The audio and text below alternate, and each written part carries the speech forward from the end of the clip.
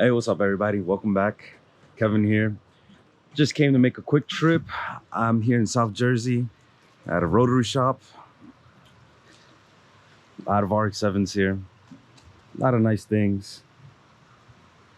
But what's funny is today we are not working on any RX-7s. What we will be working on today is this. So this is my buddy Jevon over here. He has not one, but two Galant VR-4s. So this is well known as the Evo Zero. You know, it had 4G63 turbo, all-wheel drive. It's sitting right out here. So just pulled this motor out.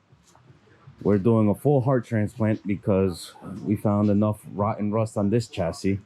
So instead of trying to save it, we have another one just sitting right outside. So this whole weekend, he will be doing the whole drivetrain swap, engine swap, everything, while I'll be here taking care of his wiring. So he didn't trust the factory 30-year-old wiring. So what we got for him was a nice Fueltech FT600 with a harness. He's not doing anything too crazy, but he wants the car to be fast, reliable, and be able to go down the track as much as he wants. So I'll be taking care of the wiring. He's going to be taking care of the engine work. So we got a long weekend ahead. All right, guys. So what we have here for Jevon is Fueltech FT600. It's a nice ECU, very compact.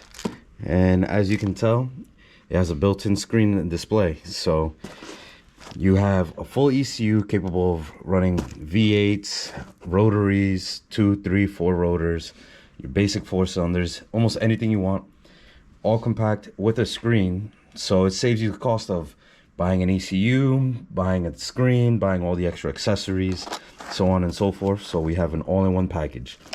So luckily he had a Fueltech FT600 flying lead. Normally I don't like using these. I normally like building my harnesses straight from scratch. I normally grab just these main connectors and then wire it all up just like so. But this is going to save some time, some money for him. Hopefully he wants to get it ready for an event in 2 weeks, so we're gonna have to grind out, get the car running, and get tuned. So I'm gonna show you guys the process it takes to start building a harness from beginning, middle to end, and hopefully get it running ASAP. So now that we already know what we're gonna be putting the Fueltech into, what kind of setup we're gonna be doing, we've gone over all the injectors, the coils, the sensors, everything we went over with Jevon. We're already gonna now sit down and actually get to the wiring. Now, when you pull these open, it can be a little bit intimidating at times. So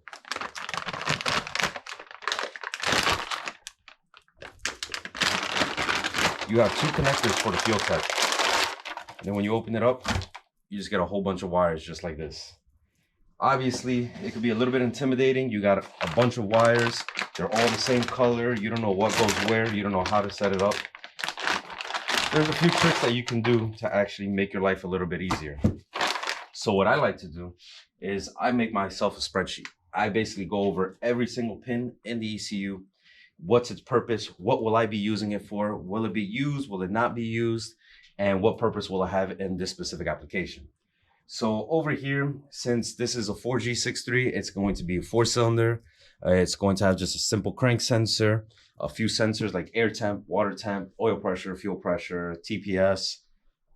So now that we made a whole list of what we need, what we don't need, we can already go through all the wiring. Okay, I can use half of these wires. I can use 3/4 of it. So I already did all this prior to coming here. I always like to prepare myself before starting a harness. A lot of preparation saves a lot of time in the long run. So with these, you could start out with a harness like this. And as you see, it's a little bit of a daunting task. I already know that I'm going to eliminate the last 5 wires out of here. So it'll make my job a little bit easier. And these connectors are actually pretty simple to depin. These are called AMP Super Seal connectors. You will see them on a bunch of ECUs, Haltech, Motec, Link, Fueltech, you name it, they'll have it. So with these, as you see, there's just a white tab right here that you can just pop out just like so. You can see the little bunny ears come right out. These are labeled 1 through 34, all in numerical order. I already know that I don't need 34, 33, 32, 31, and 30. So I'm gonna come right here, and all I have to do is simply pop them right out.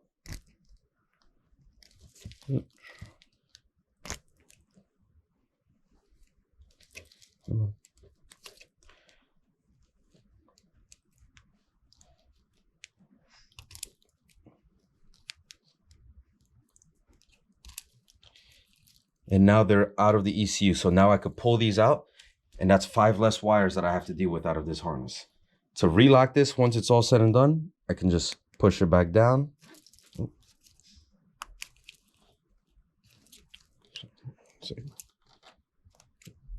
And now it's back to being locked, so none of these pins will come right out. And then from here, I can just pull these wires out. It will take a while because Fueltech likes to put this on, which helps, but it doesn't really. So I'm going to just cut this right out. Fueltech makes it easy for any beginner to just get in and start wiring. Since I've been doing this for a while, it just becomes more of a headache for me. So I normally like to start fresh. I like to start with my own wires. But if you guys are just beginning or just wanting to do your own harness or take on your own adventure, this is a great harness to start building and working out of. So from here, I can start pulling each and every wire. Obviously, this is about 10 feet of wire. So I like to hold it down with a clamp and just start pulling each and every single wire.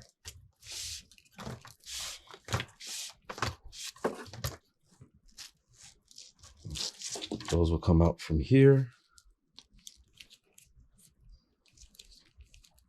And there you go. This has its own connector, which this is made for a string gauge or a gear switch, which we will not be using. For right now, I'm just going to cut these wires, but we will be depinning them from the ECU later. So as you see, one whole branch and a bunch of wires already pulled out. We're already saving ourselves a whole bunch of time right here. The harness is slowly going to get thinner and thinner. And now we can go again with the second harness and pull all these wires here. So as you see with this one has a lot more colors. You have a bunch of blues, some grays, some yellows. It could be a little bit confusing at times. So we're gonna do the same thing. We're gonna pull the tab out and pull all the wires that we don't need. So starting from backwards forwards, we will not be needing 33 and 32.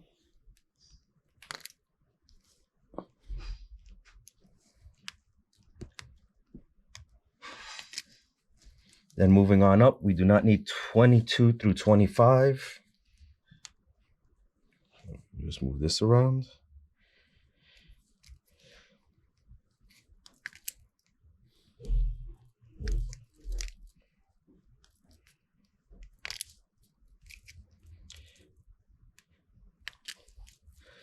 And then moving on up, we do not need 5 through 16.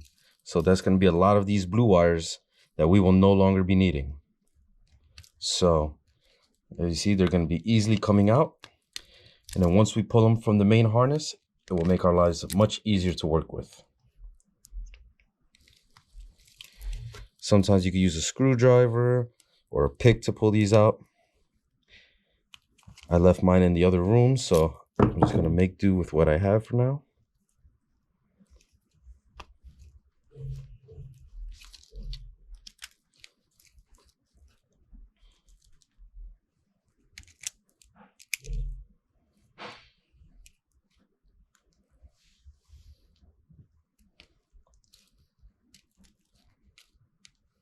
All right, so here we are. We can lock this back in.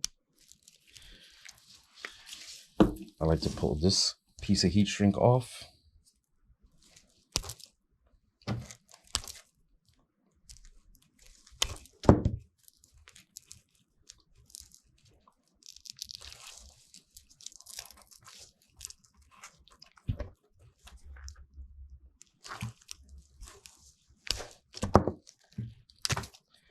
And now I can start pulling all of these wires out. And you're going to see this whole main branch will slowly come smaller and smaller in length.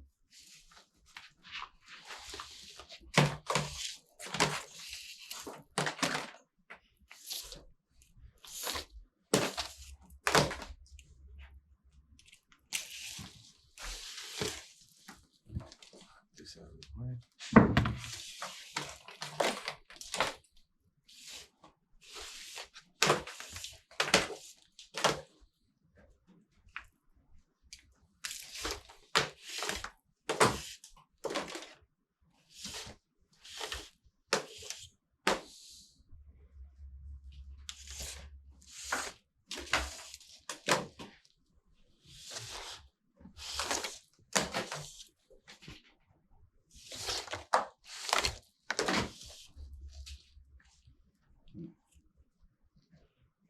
Just taking a look. All right. Let's just straighten this all out. Now, as you can see, we have simplified the majority of the harness. This harness is now almost half in size. As you can see on the floor, there's a bunch of wires that we have pulled out. So in the long run, that's going to save us time. That's going to save us space. And for those who are worried about going fast, it'll also save you weight. So from here on out, now we're going to just start combining the harness, start making our transitions and routing the harness in the vehicle itself. All right, you good there? All right, so as you see, right now we're in the car. You can look inside. It's fully stripped out. We're almost done. The engine's already out. The rear drivetrain, the rear diff, axles and everything is almost out, just 2 or 3 more bolts and it's good to go. Then we have to pull in the other car to start swapping everything over. While Jevon's doing that, I'm in charge of the wiring. As you see, this last shell had a bunch of miscellaneous wires all over the place. When we get to the engine, you'll see a bunch more wires that have been cut, stripped out, retaped, crimped, soldered, all of the above. It's almost 30 years in the making. So rather than fixing someone else's issues and trying to figure out what they did, what worked, what didn't work, we're gonna start fresh. Luckily now, since Jevon has started to go with a Fueltech, we can actually replace this factory cluster over here. It works great, but as you see, there's not a lot of information on there. All we have is a tach, a speedometer, gas, do we have boost, yes or no, and just coolant temp, if it's overheating or not. Doesn't give us any accurate representation of what's going on in the motor. If we're over boosting, if the car is overheating, air temps or anything. When you're doing a high performance car, you want to be able to have all that information right in front of you. You don't want to have 30-40 gauges telling you what's going on and like, hey, something's wrong, and you ignore it or you're too busy driving and something happens, and it's like too late. Luckily with the Fueltech, you can have all your gauges, all your information, all your display, all in one screen, and we can have it right in front of you. With the FT600, we can also keep his turn signals, his fuel gauge, and everything right on the screen. On top of that, he doesn't have to be wary of all the gauges. If something's going on in the background and something's acting up, we can always have some safety parameters in the ECU. So that way, if he's over boosting or if he's leaning out or it's overheating, the computer will take initiative and start limiting factors for himself. So that way he knows that the computer is saving his motor and saving his investment. So right now, since it's stripped out, it actually makes life a little bit easier. We can actually take some precise measurements, so that way we know that we can make the harness made to fit for this car and not make it that we can fit or plug it into the next car and start it over there. So luckily, I'm gonna take some measurements just from behind the dash, go to the computer, and then we're just going to take some measurements in the engine bay and then get right to wiring.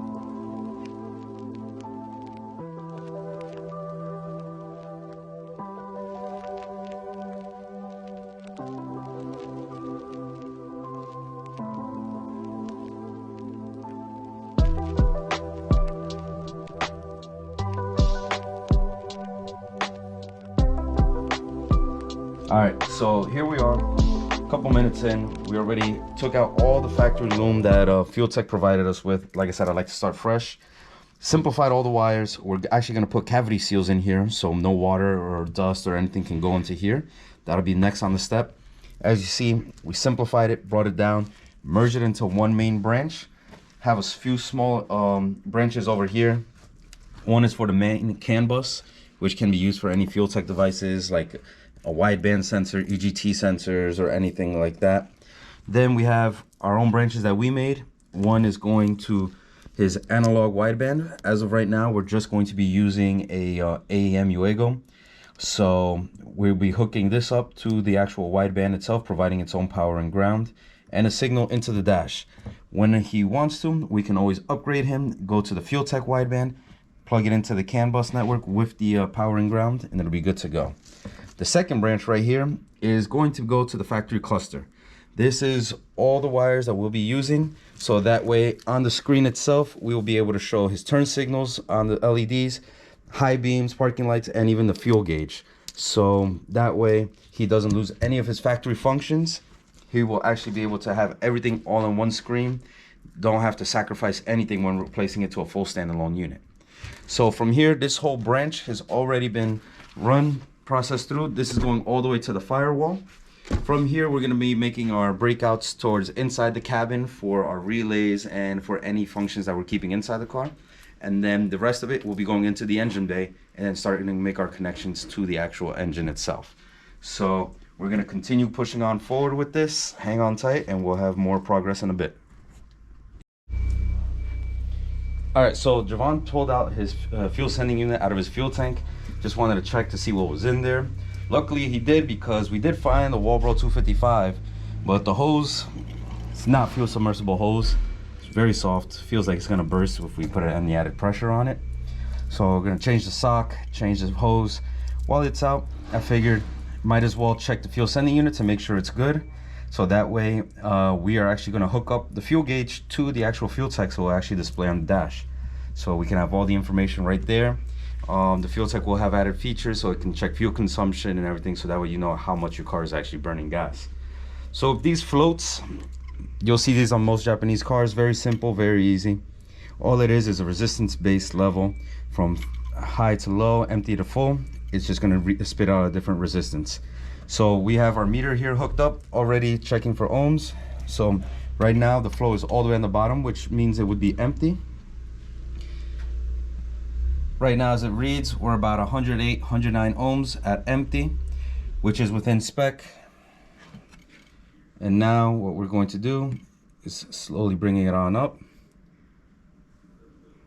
It's going to read until it goes all the way to the top. And we are reaching, settle down for a second.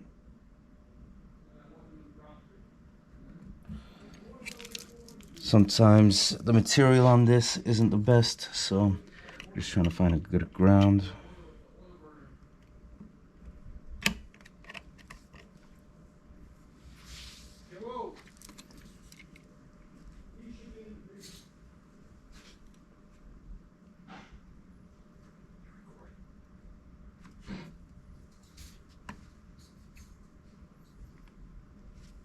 There you go. So now we're around 7 ohms, which is what the reading should be. So we do read from full empty to full, so we won't have any issues. Now we have that information, so we can set it up onto the Fueltech dash. Like that one.